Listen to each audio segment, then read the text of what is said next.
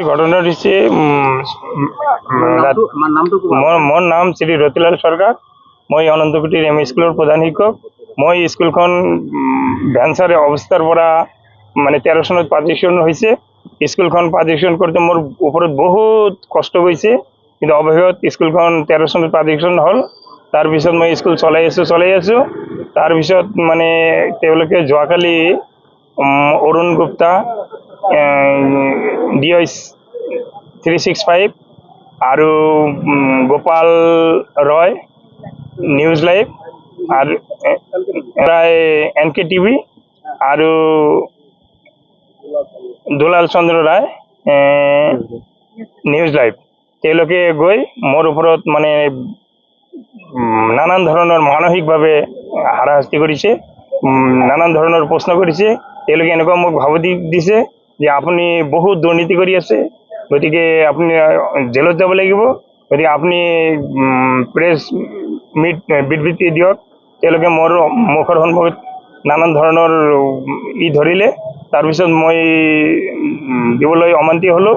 শেষত অৰুণ গুপ্তাই ক'লে, আপুনি চুপ কৰি ক'লে যে আপুনি টকা দিব লাগিব মোক 10,000, নহ'লে আপোনাৰ বিৰুদ্ধে মই এই নিউজ লাইভ এই অপপ্ৰচাৰটো দুৰ্নীতি অভিযোগৰ প্ৰচাৰটো মই চলাই যাম।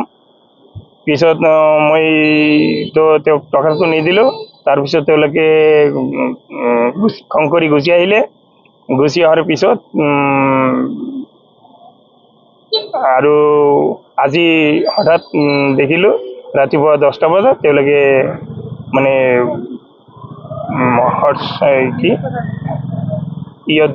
দি দিছে, কি কয়, ফেচবুকত দি দিছে মোৰ বিৰুদ্ধে নানান ধৰণৰ অপপ্ৰচাৰ চলাই এনেকুৱা দিছে। গতিকে এইটো হোৱাত মোৰ মান সন্মান বহুত হানি হৈছে। গতিকে আজি আপোনালোকৰ এই বাতৰি কাকতৰ মাধ্যমত গতিকে এইটো যেন মই ন্যায় বিচাৰ পাওঁ, তাৰ কাৰণে আপোনালোকে প্ৰচাৰ চলাই যাবৰ কাৰণে মই হাত জোৰ কৰি আপোনালোকৰ ওচৰত অনুৰোধ জনালোঁ।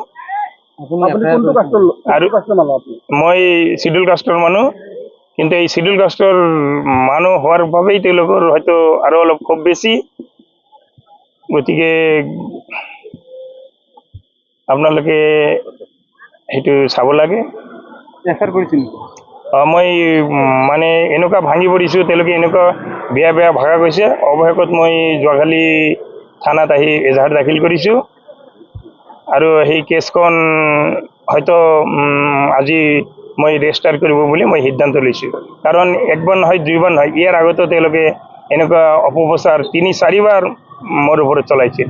কাৰণ এটা কথা আছে, গীতাত লিখা আছে যে কোনো এটা কাম যদি আমি নকৰোঁ, সেইটো যদি যোগ দিয়ে তেতিয়াহ'লে সেইটোও বোলে পাপ। গতিকে আমি এনে অপপ্ৰচাৰ বহুত সহ্য কৰি থাকিলোঁ। গতিকে আজি আৰু সহ্য নকৰোঁ। গতিকে আমি যোৱাকালি যিটো এজাহাৰ দিছোঁ সেইটো আজি আমি ৰেজিষ্টাৰ কৰিম। আপোনালোকক আকৌ দেখুৱাম নাম্বাৰটো। টকা পইচা অৰুণ গুপ্তাই 10,000 টকা খুজিছিল। অৰুণ গুপ্তা DI 365